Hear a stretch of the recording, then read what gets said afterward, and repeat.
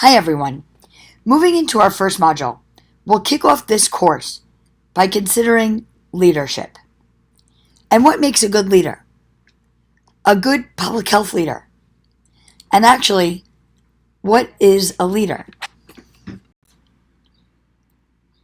To answer that question, to how leadership pertains to the field of public health, let's also consider these questions.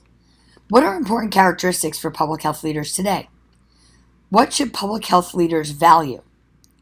What should public health leaders know? And what should public health leaders be able to do? Who can be a leader in public health? We're going to define leader in terms of being responsive in an ethical manner to the world around us. In this public health realm, we'll drop any preconceived notion of leader as formal authority and power in organizations in a traditional sense. Power and leadership conceptually now become in terms of the target community. Coming back to the concept of ethically responsive leaders, in this context, leadership fosters collaboration in a manner that's respectful of difference and lined with cultural humility. In this vein, exercising our leadership potential in concert with others, we're better equipped at addressing social and health inequalities and their root causes. We're better able to recognize intersectionality of power and oppression from within our professional lives so that we can foster a more just public health practice and research agenda, ultimately leading to a more just society. We'll consider power in this course, along with oppressive forces in our work. There actually seems to be no better way than to set our perspective of power by going back to the work of Ella Baker, who perhaps was the most influential woman and leader in the civil rights movement. Ms. Baker's leadership perspective is the first model that we'll consider. She believed that each member of the community should be empowered as a leader so that leaders were developed, not identified, and that collective leadership was the most powerful. The co-article actually expands on this framework and gives it a name, Transcendent Leadership. Transcendent leadership is a strategic leader who leads within and amongst the levels of self, others, and organization. A transcendent leader is someone who goes within, between, above, and beyond these levels, and someone who also pays special attention to self-awareness, to understand one's own weaknesses and biases. A transcendent leader uses self-regulation to align values, intentions, and actions. This ultimately fosters collective decision-making. Collective decision-making and understanding a heightened awareness of self ultimately builds community. You can understand how this would have been a powerful leadership model for the civil rights movement, and in turn, currently for public health practice and striving for health equity. This is the third semester that I've incorporated Ms. Baker's leadership style into the models we examine in this course. But there's never been a more meaningful moment, other than during the time period of Ms. Baker's work, than the moment that we've arrived at now.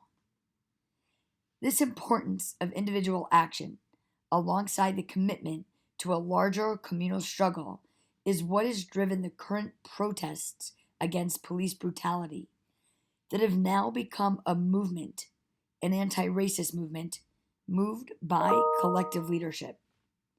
For those of you interested in community organizing and community-based participatory methods, we are living in real time admirable leadership exemplifying this methodology in the response over this past month.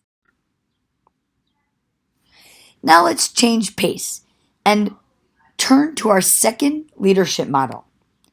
This leadership model, you could say, is a branch off Ms. Baker's work. The social change model of leadership focuses on community and finding the capacity to mobilize oneself as well as others to serve and work collaboratively, not rising into the position of boss or authority. Finally, let's turn to the third leadership model that we'll consider this semester. It's called resonant leadership. This model uses emotional intelligence to create resonance with others. As resonance is reinforcing sound by moving on the same wavelength, leaders have the power to impact the emotional status of people around them.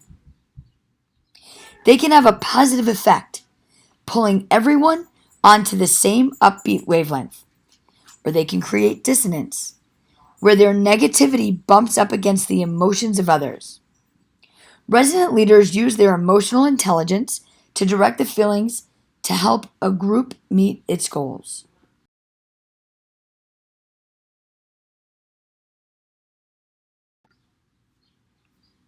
Now let's go back and turn our attention to emotional intelligence. This concept is key to the resonant leadership model. It's about your ability to recognize and understand your emotions and your skill at managing and dealing with other people's emotions. So what's the significance of coming to terms with your EI, or your emotional intelligence? Understanding what makes other people tick and developing positive and harmonious working relationships is clearly a step to build better professional relationships. Improving your EI will enable you to interact and communicate with others more effectively and enhance your own personal relationships. EI is increasingly being regarded as a major key in personal success, and by some as being more important than IQ. Being able to manage yourself and others successfully is often a crucial factor in success.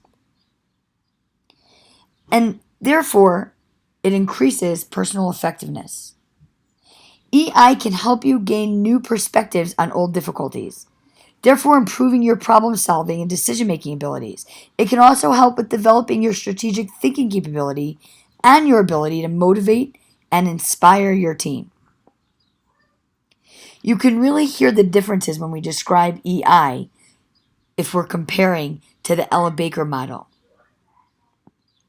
EI gives you the tools to become more self-aware about your emotions and equips you with the strategies to use your emotions effectively, including the negative ones like anger or sadness, but leading to better self-management. And in this aspect of EI, you can hear the similarities of the more self-individually focused Ella Baker model leading to collective power. Leaders with high levels of EI have an advantage over their less well-equipped counterparts. EI can help you develop empathy and understanding about other people, and this is crucial to the ability to inspire, to influence, to motivate, and to persuade, especially when we're talking in terms of management or leadership, and ultimately leading to an improved leadership capability. Please be sure to review the additional resources from this module. They're really interesting, and there's blogs that you'll get a lot of information out of about emotional intelligence. And then there's even an emotional intelligence quiz. Let's now conclude by thinking about how we're going to intertwine these concepts with our course assignments. How are you going to use these leadership models in your group work? How about in your personal life career plan? Where do you see emotional intelligence playing into these aspects of the course? But more importantly, of your public health career trajectory. Thank you for tuning in to Module 1, and I look forward to talking about these more during our optional live chat. Have a good evening. Bye-bye.